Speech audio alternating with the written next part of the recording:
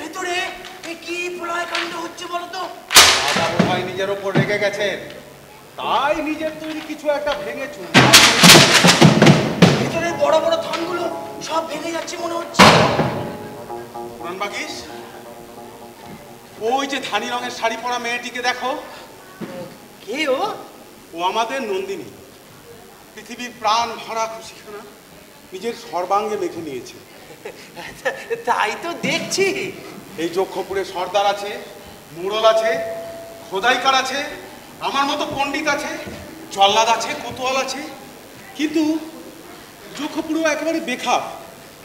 ওরা চলে যাওয়ার হাওয়াতে আমার বস্তুতত্ত্বার জাল ছিঁড়ে যায়, আর সেই সঙ্গে আমার মনোযোগটাও সেই পথ দিয়ে পাবে।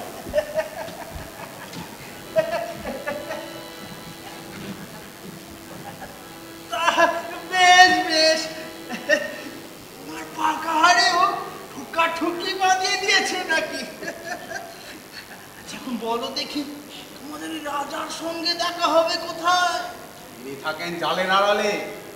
খাঁটি কথা ছাড়া অন্য কথা শোনার অভ্যেসই নেই ওর। ওর গোয়ালের গরুরা বোধহয় দুধ দিতে জানে না, একেবারেই মাখন দেয়।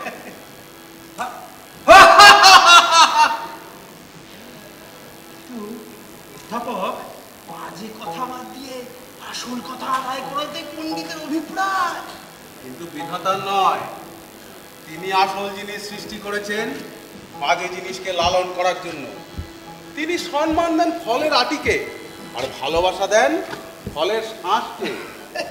বাবা, তোমার বস্তুতত্ত্ব ওই ধানি রঙের দিকে ঝুঁকছে। আচ্ছা চলো চলো, আমাদের রাজার কাছে চলো।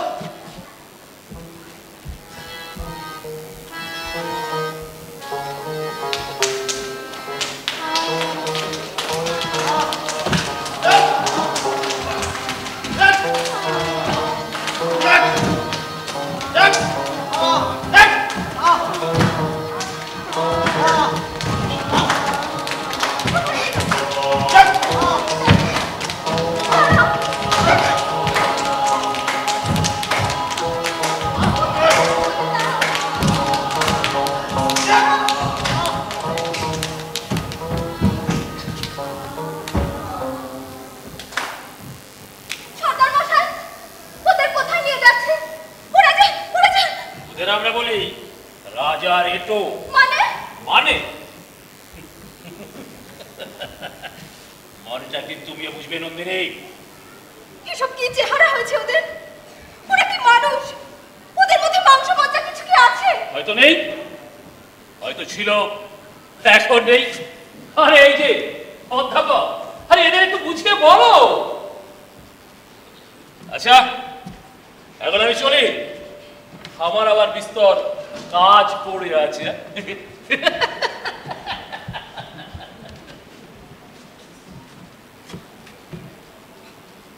ওদের যে আমি চিনি অধ্যাপক, ওরা আমার পাশের গায়ের লোক। কি অবস্থা হয়েছে, একেবারে আখের মতো ছিপড়ে করে ছেড়ে দিয়েছে। অধ্যাপক, লোহাটা ক্ষয়ে গেছে, কেবল মরচেটাই বাকি। কেন এমন হলো অধ্যাপক, কেন এমন হলো? নন্দিনী, যে দিকটাতে ছাই তোমার দৃষ্টি আজ পড়েছে সেই দিকে। একবার শিখাটের দিকে তাকাও, দেখবে তার জিহ্বা লক লক করছে। আমি তো তোমার কথা কিছু বুঝতে পারছি না।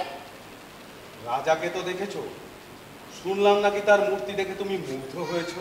হয়েছে বই কি, সে যে অদ্ভুত শক্তির চেহারা। সেই অদ্ভুতটি হলো তার জমা, আর এই কিম্ভূতটি হলো তার খরচ। এই ছোটগুলি হতে থাকে ছাই, আর বড়টা জ্বলতে থাকে শিখা হয়ে। এটাই হচ্ছে বড় হওয়ার তত্ত্ব। না না, ও তো রাক্ষসী তত্ত্ব। ও তত্ত্বে আমি বিশ্বাস করি না। শোনো, আমি যাব তোমাদের রাজার কাছে। রাজা, আমার জবাব চাই।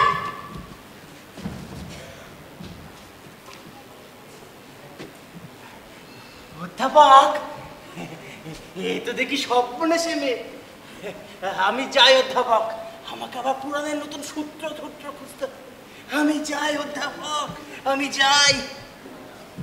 কিন্তু আমাকে তো মেয়েটার কাছে থাকতে হবে। ও কি চায় না জানা পর্যন্ত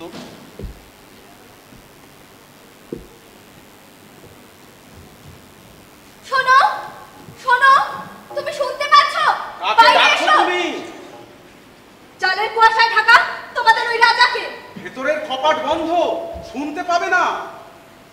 পাগল ভাই, পাগল ভাই। তাকে ডাকছো কেন? সে যে অনেকক্ষণ হলো রঞ্জনের খোঁজ নিতে বেরিয়েছে, এখনো এলো না।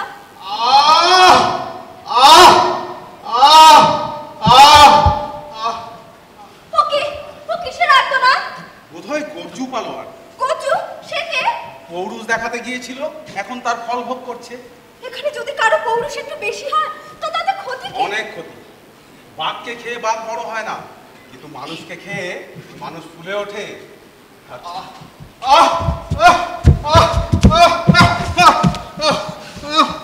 আরে, এ কি অবস্থা? এ কি অবস্থা? অধ্যাপক, দেখো না কোথায় চোট লেগেছে। নন্দিনী, এই চোট বাইরে থেকে দেখা যায় না। বাইরে থেকে চোটের আঘাত তুমি বুঝতেই পারবে না। একবার একবার একবার যদি জোর পাই তো সর্দারের ঘাড় আমি মটকে দেবো। কেন? সর্দার তোমার কি করেছে? সমস্ত জানি তো ও ঘটালো। রাজার বিরুদ্ধে আমাকে লড়িয়ে দিল, আর এখন বলে বেড়াচ্ছে আমারই দোষ। দয়াময় হরি, একদিন যেন ওর চোখ দুটো উপড়ে ফেলতে পারি, ওর চিপটাও ছিঁড়ে ফেলতে পারি। এখন তোমার কেমন বোধ হচ্ছে পালোয়ান? বোধ হচ্ছে ভেতরটা আমার হাঁপা হয়ে গেছে। অধ্যাপক, চলো চলো আমরা দুজনে মিলে ওকে ধরে বাসায় নিয়ে যাই। সাহস করি না নন্দিনী, তার কারণ এখানকার নিয়মে সেটা হবে অপরাধ। আর মানুষটাকে এইভাবে মরতে দিলে বুঝি অপরাধ হবে না? না, যে অপরাধের শাস্তি দেওয়ার কেউ নেই সেটা পাপ হতে পারে, কিন্তু অপরাধ নয়। যাকে অনেক কথা বলে ফেলেছি, ওই সর্দার আসছে, তোমার সঙ্গে কথা বলি, ও আবার পছন্দ করে না। যাই। কেন বলো দেখি, আমার উপর এত রাগ? সত্যি কথা বলবো,